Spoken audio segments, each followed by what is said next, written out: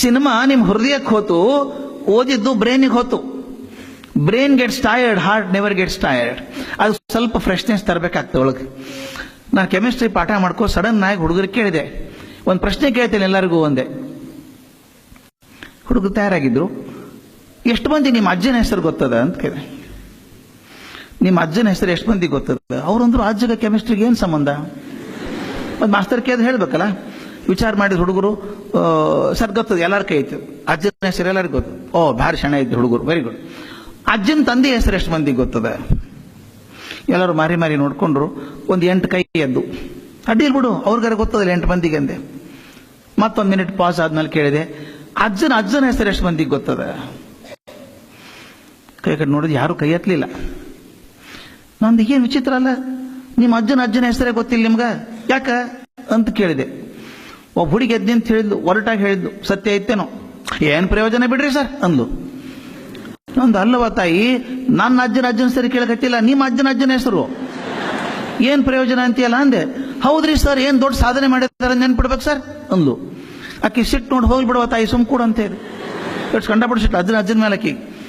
ಅದೇ ಸುಮ್ ಕೊಡುವ. ಇನ್ನು ಉಳ್ಕಿದವ್ರು ಹೇಳಿದೆ, ಇನ್ನೊಂದಿಷ್ಟು ಹೆಸರು ಹೇಳ್ಕೊತ ಹೋಗ್ತೇನೆ ನಾನು ನಿಮಗೆ, ಕೆಲವು ಹೆಸರು ಹೇಳ್ಕೋತ ಹೋಗ್ತೀನಿ, ಗೊತ್ತಿದ್ರೆ ಕೈ ಎತ್ತಿರಿ, ಗೊತ್ತಿಲ್ಲ ಏನು ತ್ರಾಸಿಲ್ಲ ಅಂತ ಹೇಳಿದೆ. ಎಲ್ಲರೂ ಕುರ್ಚಿ ತುದಿ ಕೂತಿದ್ರು. ಏನು ಮಾಸ್ತರ್ ಕೇಳ್ತಾರ?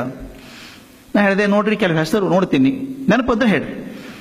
ರಾಮ ಗೊತ್ತಾ ನಿಮಗೆ? ಅಯೋಧ್ಯ ರಾಮ ಎಲ್ಲರೂ ಗೊತ್ತು ಅಂತ ಕೈ ಎತ್ತಿದ್ರು. Very good. ಕೃಷ್ಣ, ಆ ಕೃಷ್ಣ ಎಲ್ಲರಿಗೂ ಗೊತ್ತಿತ್ತು, ಕೃಷ್ಣ ಗೊತ್ತು. Buddha, yes. Mahavira, yes. Jesus Christ, yes. Ramakrishna, yes. Vivekananda, yes. Basavanna, yes. ಎಲ್ಲರೂ ಒಂದು ಎಸ್ ಅನ್ನೋರೆ. ನಾನು ತ್ರಾಸ ಆತ್ ನೋಡ್ರಿ ಈಗ ಅಂತ ಹೇಳಿದ್ದೆ. ಇಷ್ಟು ಮಂದಿ ಹೆಸರು ಹೇಳಿದ್ನಲ್ಲ, ರಾಮ ನಡ್ಕೊಂಡು ಬಸವಣ್ಣ ಅವ್ರ ತನಕ ಹೆಸರು ಹೇಳಿದೆ, ಎಲ್ಲರಿಗೂ ಪರಿಚಯ ಅದ. ನಾ ಇವ್ರು ಯಾರು ಮೊಮ್ಮಗನೂ ಅಲ್ಲ. ಇಷ್ಟು ಮಂದಿ ಹೆಸರು ರಾಮನೇ ಬಸವಣ್ಣ ತನಕ ಹೇಳಿದ್ನಲ್ಲ, ಇವ್ರು ಯಾರು ಮೊಮ್ಮಗನೂ ನಾನಲ್ಲ. ಎಲ್ಲರದು ಹೆಸರು ನೆನಪಿಟ್ಟೀನಿ, ಆದ್ರೆ ನಮ್ಮ ಅಜ್ಜನ ಹೆಸರೇ ಗೊತ್ತಿಲ್ಲ ನನಗೆ. ಯಾಕ? ವಿಚಿತ್ರ ಅನ್ಸಂಗಿಲ್ಲ ನಿಮ್ಗೆ? ನಿಮ್ಮ ಅಜ್ಜ ಬದುಕಿದ್ದಾಗ ವಿವೇಕಾನಂದರು ಬದುಕಿದ್ರು ಕಲ್ಕತ್ತಾದಾಗ. ಅಲ್ಲಿ ಕಲ್ಕತ್ತಾದಾಗ ಬದುಕಿದಂತ ವಿವೇಕಾನಂದರ ಹೆಸರು ನೆನಪದ ನಿಮಗೆ, ನಿಮ್ಮ ಅಜ್ಜನ ಹೆಸರೇ ಗೊತ್ತಿಲ್ಲ. ಯಾಕ? ವಿಚಾರ ಮಾಡಿ ಹೇಳ್ರಿ. ಒಂದು 2 ಮಿನಿಟ್ ಟೈಮ್ ಕೊಟ್ಟೆ. ನನ್ನ ಕ್ಲಾಸ್ನಾಗ ಹುಡುಗಿದ್ಲು, ಬ್ರಿಲಿಯಂಟ್ ಹುಡುಗಿ. ಅದು ಆಕೆ ಹೆಸರು ಮರಿದ್ರು, ಪದ್ಮಿನಿ ಪ್ರಿಯದರ್ಶಿನಿ ಅಂತ ಹೇಳಿ. Brilliant child. ಆಕೆ ಕಣ್ಣಾಗ ನೀರಿತ್ತು. ಯಾಕೆ ಪದ್ಮಿನಿ, ಏನಾಯ್ತು ಅಂತ ಕೇಳಿದೆ. ಆಕೆ ಕಣ್ಣು ಒರೆಸ್ಕೊಂಡು ಎದ್ದಿ ಅಂತ ಹೇಳಿದ್ಲು, sir, I got A lesson of my life sir. ನನ್ನ ಜೀವನಕ್ಕೆ ಒಂದು ಪಾಠ ಆಯ್ತು ಸರ್ ಇವತ್ತು ಅಂದ್ಲು. ಏನು ಪಾಠವ ಮಗು ಅಂತ ಕೇಳಿದೆ. ಆಕೆ ಹೇಳಿದ್ಮೇಲೆ ಅದು ನನ್ನ ಜೀವನಕ್ಕೂ ಪಾಠ ಆಯ್ತು, ತಮಗೂ ಆಗ್ಬಹುದು ಅನಿಸ್ತು. ಆ ಹುಡುಗಿ ಹೇಳಿದ್ಲು, sir, I learned one beautiful lesson today. I remember all these people but don't remember my own great grand father.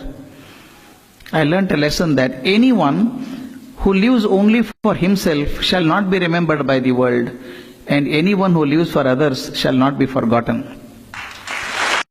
ಏನು ಅದ್ಭುತ ಮಾತು.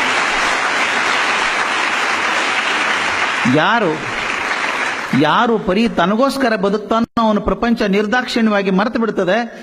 ಯಾರು ಮತ್ತೊಬ್ಬರಿಗೋಸ್ಕರ ಬದುಕ್ತಾರೋ ಪ್ರಪಂಚ ಯಾವತ್ತೂ ಮರೆಯುವುದಿಲ್ಲ. ಬರೀ ನನಗೋಸ್ಕರ ಬದುಕಿದ್ರೆ ಮೃತ್ಯುವಿನ ಕಡೆ ಹೋಗ್ತೀನಿ, ಮತ್ತೊಬ್ಬರಿಗೋಸ್ಕರ ಏನಾದರೂ ಕೆಲಸ ಮಾಡಿದ್ರೆ ಅಮೃತತ್ವದ ಕಡೆ ಹೋಗ್ತೀನಿ ನಾನು. ಆದ್ರಿಂದ ಅಮೃತತ್ವ ಬರಬೇಕಾದ್ರೆ ಮತ್ತೊಬ್ಬರಿಗೋಸ್ಕರ ಸ್ವಲ್ಪ ಕೆಲಸ ಮಾಡಬೇಕು.